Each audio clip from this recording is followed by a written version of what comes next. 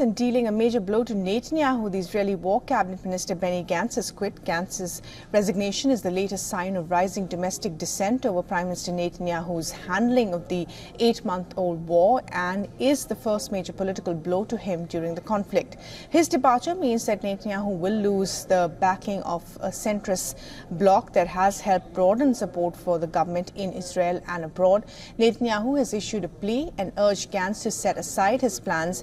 He has asked Gantz not to abandon the front. However, Benny Gantz's departure will not endanger the parliamentary majority of 64 seats in the 120-seat Knesset held by the ruling right-wing coalition.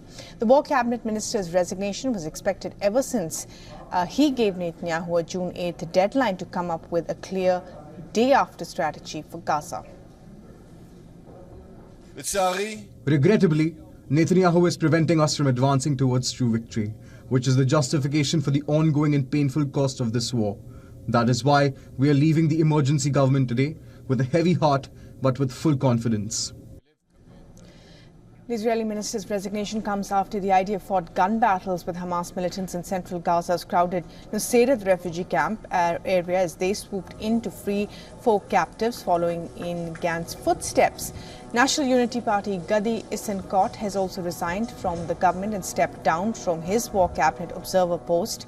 According to him, Netanyahu's war cabinet has been paralyzed by outside considerations. Now, the IDF claimed that the extraction team and captives came under heavy gun and grenade fire, which killed 1 police officer, while Israel's Air Force launched strikes that reduced nearby buildings to rubble. Hamas's armed Al-Qassam brigade said that 3 hostages were also killed in this rescue operation, a charge the IDF denied, calling it a massacre. Gaza's health ministry said 274 people were killed and 698 wounded. Are you talking about 210 martyrs to claim that you freed hostages? Netanyahu, do you believe yourself that you freed prisoners? Do you destroy a whole house and kill 210 martyrs to free hostages? Meanwhile, the Russian family of a rescued Gaza hostage has been reunited with their son after 8 months of Hamas captivity. The 27-year-old Andrei Kozlov was taken hostage from the Nova Music Festival on October 7th. Where he was working as a security guard. Kozlov was one of the 4 hostages rescued from central Gaza.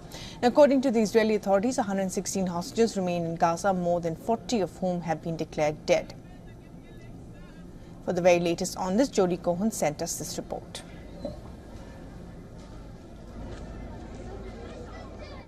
Benny Gantz, who's seen as the chief rival to Prime Minister Netanyahu, has left the emergency coalition and urged elections. However, the coalition still has a majority in parliament. But Gantz had been a member of Israel's war cabinet, the decision-making body for the war, and ultra-nationalist Itamar Ben-Gvir has his eye on Gantz's vacated seat, and it remains to be seen what Netanyahu will do. Now, this is likely to be on the agenda as US Secretary of State Antony Blinken visits Israel following his visit to Egypt on Monday. Now, the main purpose of the trip is to push for a hostage truce deal between Hamas and Israel.